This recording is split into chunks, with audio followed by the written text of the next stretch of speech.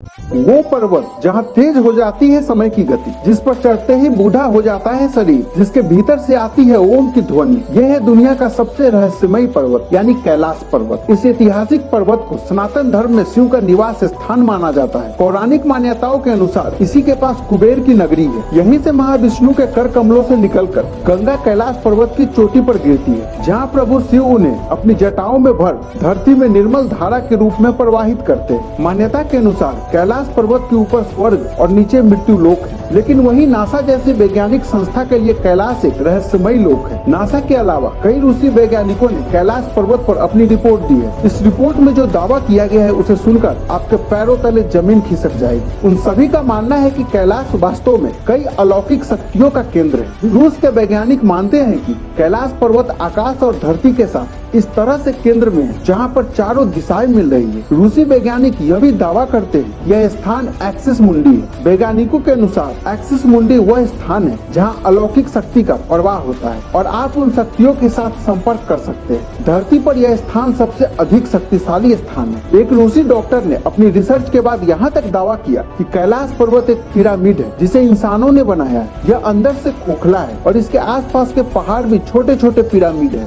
दावा किया जाता है कि आज तक कोई भी व्यक्ति कैलाश पर्वत के शिखर पर नहीं पहुंच पाया है, क्योंकि यहाँ पर देवताओं का आज भी निवास है। पवित्र संतों की आत्माओं को ही यहाँ निवास करने का अधिकार दिया गया है। कहते हैं कि यहाँ समय की गति पृथ्वी से बहुत अलग है। इस पर जिसने भी चढ़ने की कोशिश की उसकी तेजी से उम्र बढ़ने लगी, नाखून लंबे होने लगे और शरीर बूढ़ा होने लगा। 11वीं सदी में तिब्बत के योगी मिलारेपा इस पर्वत पर गए थे। जब वो वापस लौटे थे अपने बोलने की शक्ति खो चुके थे। दावा किया जाता है कि उन्होंने वहाँ कुछ ऐसा अलौकिक देख लिया था जिसका रहस्य इस दुनिया को सहन नहीं हो सकता था, इसलिए समाधि लेने तक वो मौन रहे। कैलाश पर्वत पर 2 झीलें और यह दोनों ही आज तक रहस्य बनी हुई है, जिसकी पहेली कोई भी सुलझा नहीं पाया है। एक झील साफ और पवित्र जल की है, इसका आकार सूर्य के समान बताया गया है। वही दूसरी झील अपवित्र और गंदे जल की है, तो इसका आकार चंद्रमा के समान बताया गया है। दोस्तों, दावा यह भी किया जाता है कि जब कैलाश पर बर्फ पिघलती है तो यहाँ से डमरू जैसी आवाज आती है। इसे कई लोगों ने सुना है, लेकिन यह सब क्यों और कैसे होता है, इस पहेली को आज तक कोई हल नहीं कर पाया है। कई बार कैलाश पर्वत के ऊपर